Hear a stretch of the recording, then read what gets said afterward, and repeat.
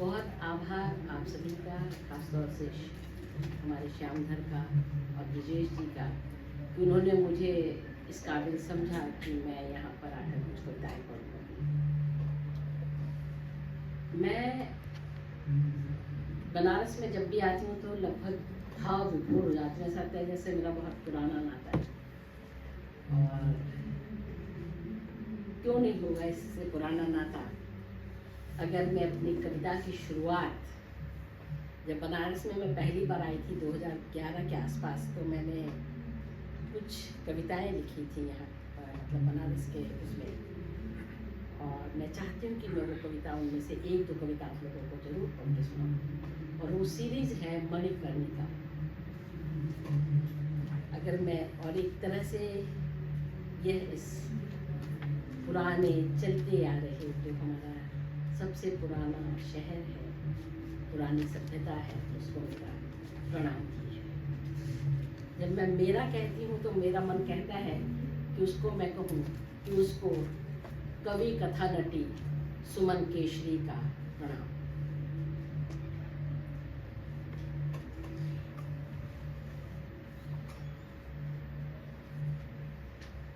पांच कविताओं की सीरीज है, दो पढ़ूंगी। दशाश्वमेध घाट से जाने उत्तर की दक्षिण, पूरब की पश्चिम, जाने किसको धधकता है आसमान आठों याम। दशाश्वमेध घाट से जाने उत्तर की दक्षिण, पूरब की पश्चिम, जाने किसको धधकता है आसमान आठों याम। गहन अंधकार में, गहन अंधकार में गंगा के तल को आकाश से जोड़ता यह जो धधकता सूरज है लाल लाल, कहते हैं वही मणिकर्णिका है। मणिकर्णिका वही। एक कविता है, यहाँ आग कैसी,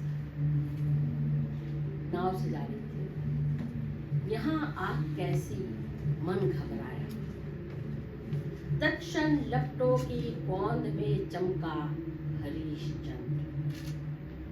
यहाँ आग कैसी मन घबराया, तत्क्षण लपटों की गोंद में चमका हरिश्चंद्र। दूर कोई स्त्री बिलख रही है, रोहिताश रोहिताश, गंगा बह रही है अविरत।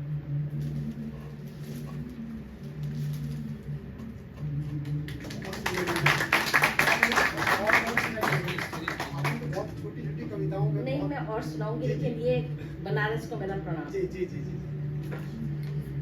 अब मैं अपनी जो कविता सुना रही हूँ,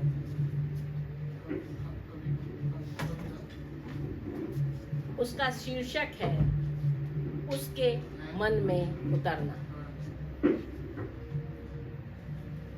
यह मेरी कविता की जो वो है संग्रह मोनालिसा की आंखों में संकलित है, उसकी पहली कविता है। उसके मन में उतरना मानो कुएं में उतरना था, सीलन भरी अंधेरी सुरंग में।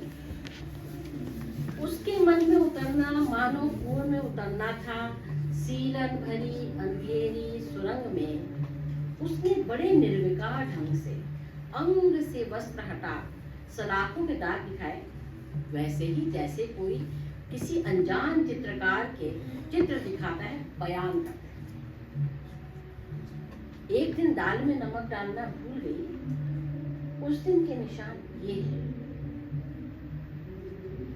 एक बार बिना बताए मायके चली गई, माँ की बड़ी याद आ रही थी, उस दिन के निशान ये वाले हैं। ऐसे कई निशान थे शरीर के इस या उस हिस्से में, ऐसे कई निशान थे शरीर के इस या उस हिस्से में।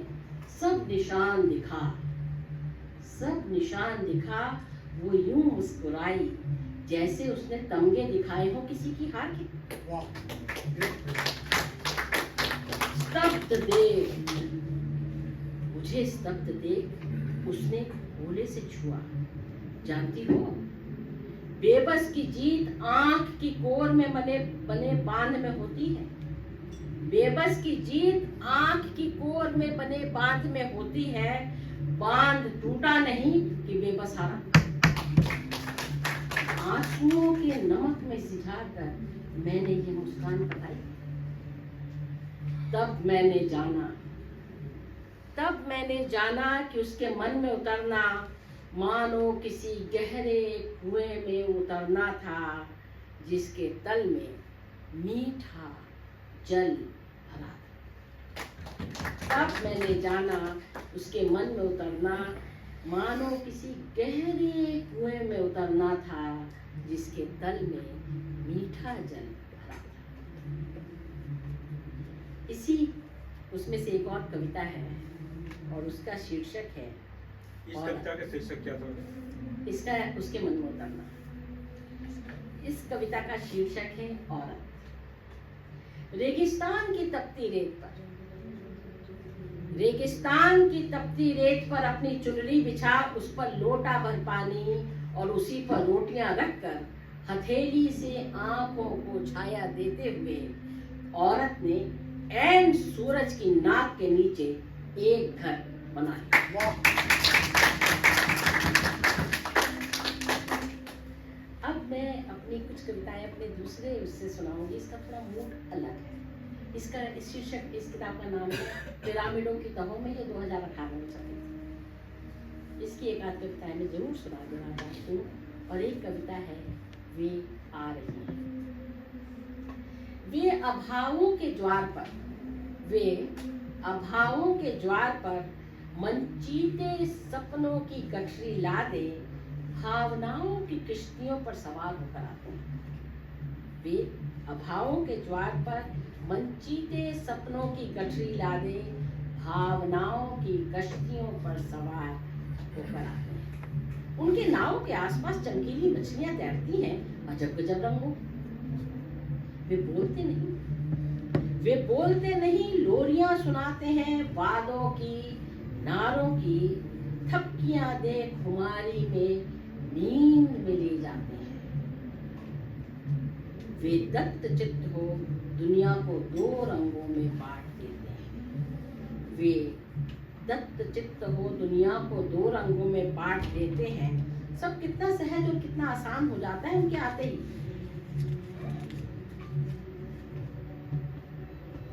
वे बहुत होशियारी से अपने और पराये का भेद सिखाते हैं। वे सदा अपनों के बीच से ही आते हैं। वे आते हैं।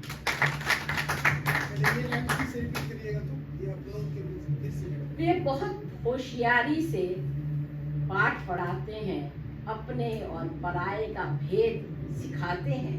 वे सदा अपनों के बीच से आते हैं। अब मैं एक कविता ऐसी सुनाने जा रही हूँ जो मैंने दरअसल एक किताब संपादित की है। माने मकर जान एक आर्मीनियाई हैं, उनके साथ मिल करके।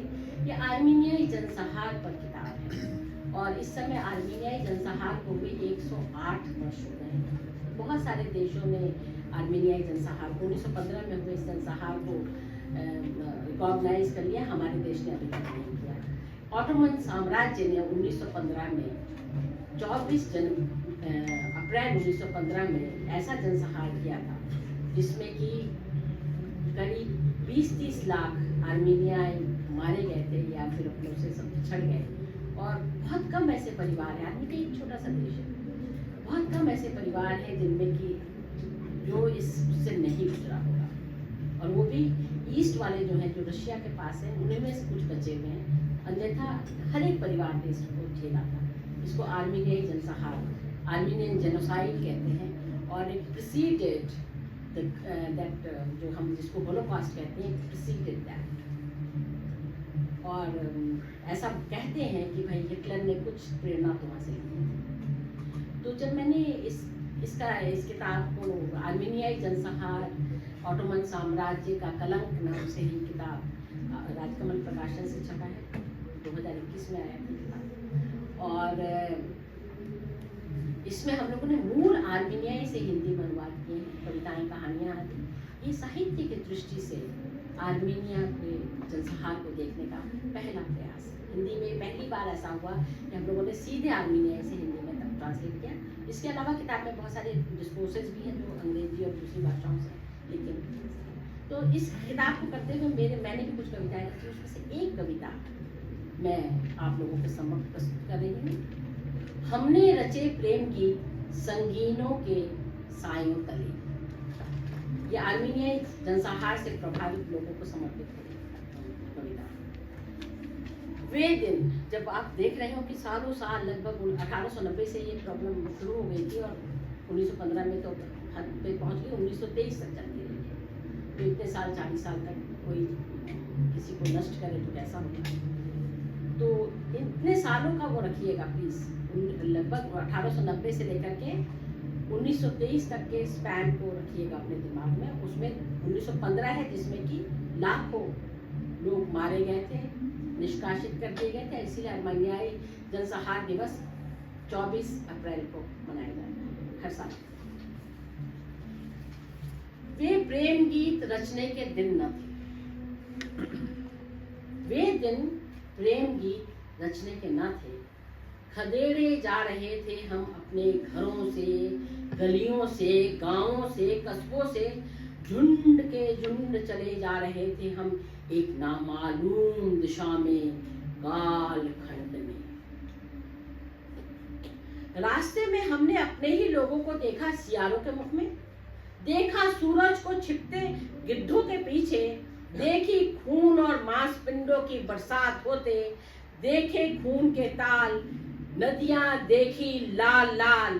वे प्रेम करने के दिन न थे, वे दिन न थे प्रेम गीत रचने के। हम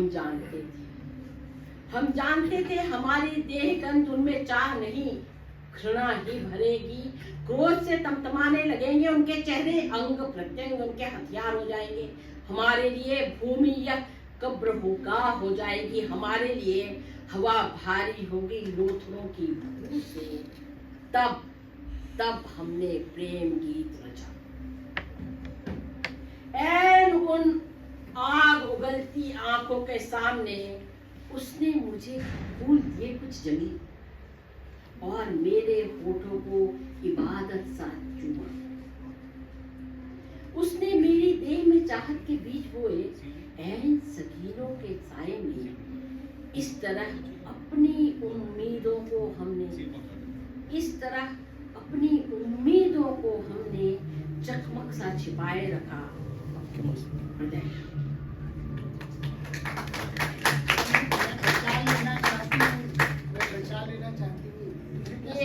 ये इसमें मोनालिसा की आंखें में, क्या वो आप सुनना चाहते हो? मैं बचा लेना चाहती हूँ।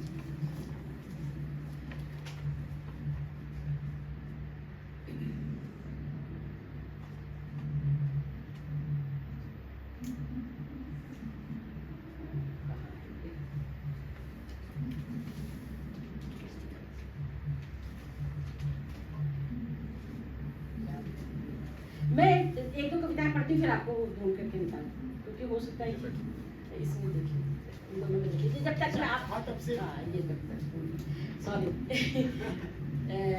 मैं अपनी अब लेटेस्ट कविता संग्रह जो इसी मतलब 2022 में छपी ये किताब निमित्त नहीं महाभारत की स्त्रियों की गाथा, इसमें 19 महाभारत के 19 नोन और लगभग लेसर नोन स्त्रियों पर इसमें कविताएं हैं। इसमें से कुछ कविताएं मैं आप लोगों को विशेष रूप से आज सुनाने की इच्छुक थी, क्योंकि अब बनारस में हो और महाभारत वाली कविताएं ना सुनाई जाए तो क्या हो।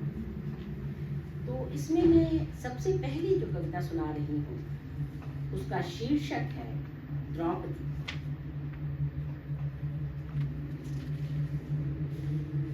क्या परिचय दूं मैं,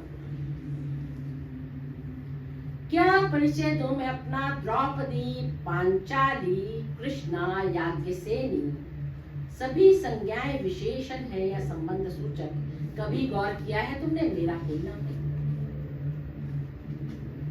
द्रोणाचार्य के अपमान का बदला चुकाने को पिता को चाहिए था एक योद्धा, और धृष्टद्युम्न के पीछे यज्ञ की अग्नि से औचक ही निसृत में सबको स्तब्ध कर खुद ही प्रयोजन बनती रही आचक। सुई की नोक बराबर भूमि न पाने वालों के औरस। सुई की नोक बराबर भूमि न पाने वालों के औरस अब तक मुझ पर उंगली उठाते थकते नहीं कि लाखों लोगों की मृत्यु का कारण मैं रही। और भी तो कई कहानियां बुनी है उन्होंने, महज इसलिए कि मैं कभी रोई नहीं, गिड़गिड़ाई नहीं। न मां के सम्मुख जब उन्होंने बांट दिया मुझे 5 बेटों में, और न कुरु सभा में जहां 5 पतियों के बावजूद मैं अकेली पड़ गई। इतिहास गवाह है कि मैंने केवल कुछ प्रश्न उठाए, कुछ शंकाएं और जिज्ञासाएं, और तुमने मुझे नाम से ही वंचित कर दिया। क्या परिचय दूं मैं अपना? द्रौपदी, पांचाली, कृष्णा, याज्ञसेनी, सभी संज्ञाएं विशेषण है या संबंध सूचक। कभी गौर किया है तुमने? मेरा कोई नाम नहीं।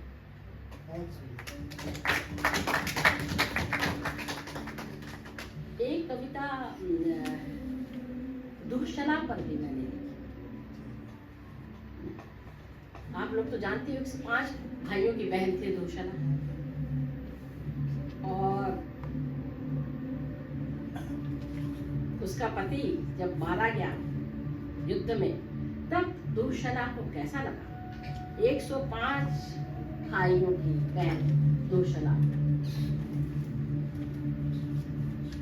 हाँ, 100 तो पांडव, दुःशला और 5 पांडव, 105 हुए ना। पांडव के तो भाई थे। इस कविता का शीर्षक है प्यारा भीम। वह दुःशला ही थी जो सचमुच लाड करती थी भीम, बहुत लाड। सब भाइयों में प्यारा भीम कंधे पर बिठा बहन को ढेरों फल, ऊपर लगे डालियों में फूल तुड़वा देता था पल भर में। भीम के कांधे पर बैठी दुःशला अक्सर हाथी पर बैठी होने की कल्पना करती, खूब खिलखिलाती, हंसती गाती, कितनी ऊंची हो जाती थी दुःशला भीम के कांधे पर बैठी। आज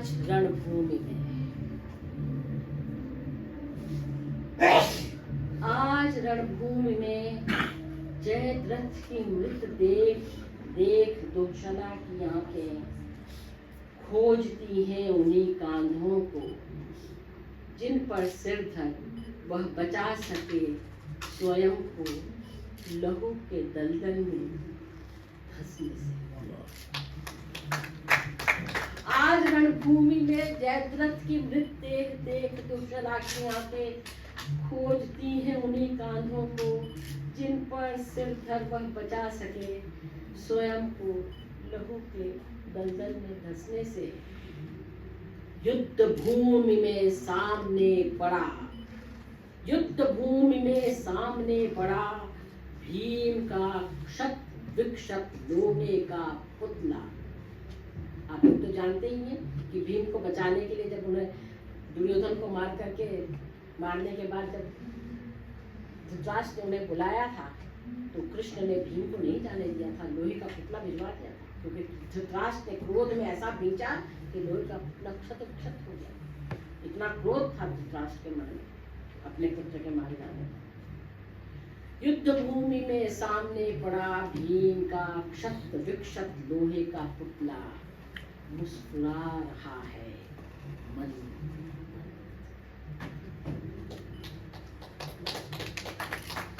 और एक ऐसी कविता मैं आप लोगों को के लिए पढ़ना चाहती हूँ, जिसके बारे में बहुत लोग जानते होंगे, लेकिन मैंने पहली बार इसको पढ़ा था जब मैं महाभारत पर कविताएं पढ़ रही थी, और मैं सावित्री पर कविता लिखी। सावित्री पर मैंने एक सीरीज लिखी है, इन कविताओं में सीरीज है। दुःशला पर भी 3 कविताएं हैं, और हिंडीगॉड पर भी 4-5 कविताएं हैं, सत्यवती, और यहाँ तक कि दुर्योधन की पत्नी भानुमति पर भी 3 कविताएं हैं। कोशिश की है कि मैं बहुत सारे पात्रों को उठा सकूं और उनके मन में वास्तव में प्रवेश कर सकूं। तो ये कविता है सावित्री पर, और आप सब जानते हैं कि सत्यवान के जीवन को बचाने के लिए सावित्री यम के पीछे पीछे चली, और उन्होंने कहा था कि जब यम ने कहा जाओ तुम्हें डर नहीं लग रहा, तो उन्होंने कहा 7 कदम चल करके हम मित्र हो गए, अब क्या करें, मैं तुम्हारे साथ 7 कदम चल गई तो मित्र हूँ तुम्हारा, है नहीं। तो ये कविता क्या कहती है? कविता का शीर्षक है सावित्र कहलाएंगे वे।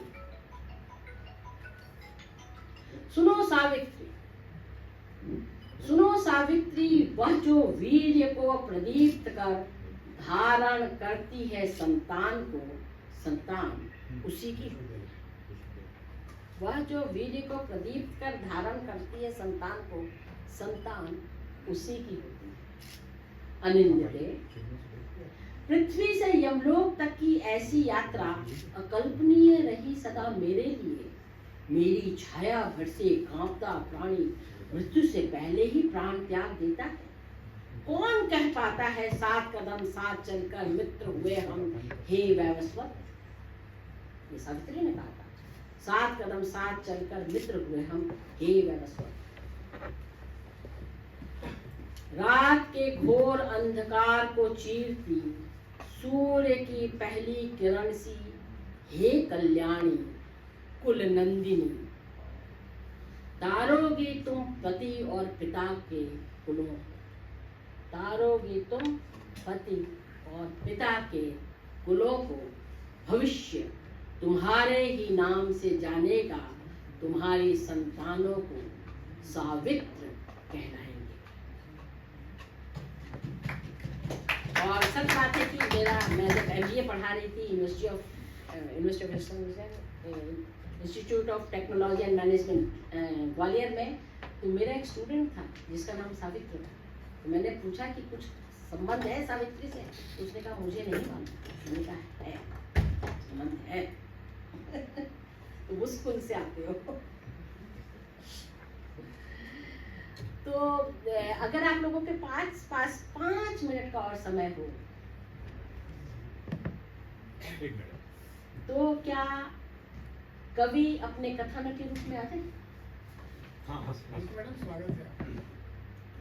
आ जाऊं मैं कवि कथानक के रूप में अपने? ये मेरा नाटक है जो मैंने पिछले वर्ष लिखा था, गांधारी। इसका एक छोटा सा, बहुत छोटा सा हिस्सा मैं आप लोगों के लिए पढ़ना चाहती हूँ। मैंने इसमें कल्पना की है, और कवि कल्पना के लिए सदा फ्री रहते हैं, कि गांधारी धृतराष्ट्र से मिलती है। वैसे गांधारी धृतराष्ट्र नहीं मिली, लेकिन मेरी गांधारी मिलती है।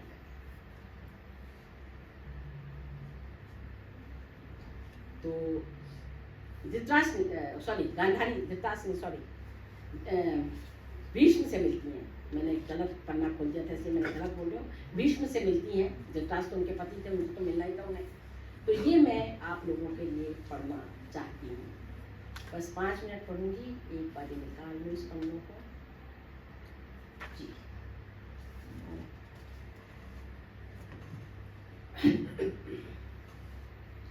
दो चार पंक्तियां पढ़ूंगी।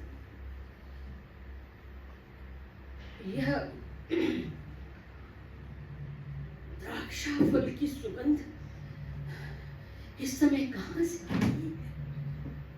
युद्ध हो रहा है।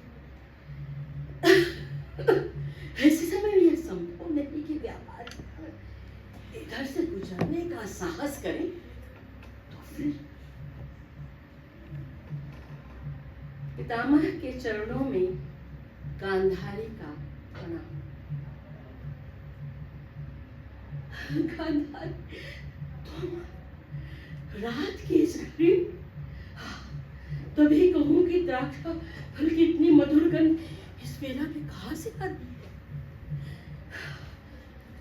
धैर्य की प्रतिमूर्ति, मेरे कुटुंब की सघन छांव, हाँ बेटी, हाँ पितामह, सारे पुत्र, दामाद और अतः अनेक संबंधियों को युद्ध में खो देने के बाद इस गहन अंधेरी बेला में अब मेरे पास धैर्य कहाँ बचा है? इस तरह रोकर तुम मेरी पीड़ा में वृद्धि कर रहे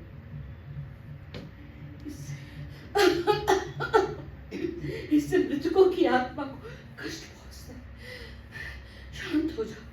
तुम्हारा ज्येष्ठ पिता इस शरशैया पर इन्हीं सब कष्टों को स्वयं सहन करने और पापों के शमन करने के लिए लेता है। शांत हो जाओ, शांत हो जाओ पुत्री, शांत हो जाओ। पितामह अपने हिस्से के दुख और कष्ट मनुष्य को स्वयं ही सहन करने होते हैं। कोई किसी का दुख नहीं बांटता।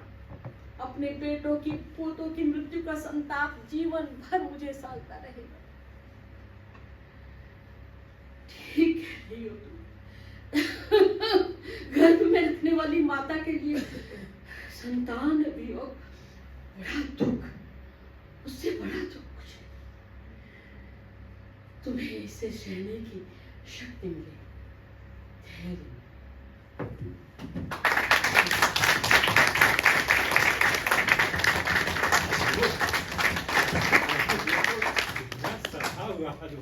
कवि और कथा नदी का आप सबको हमारे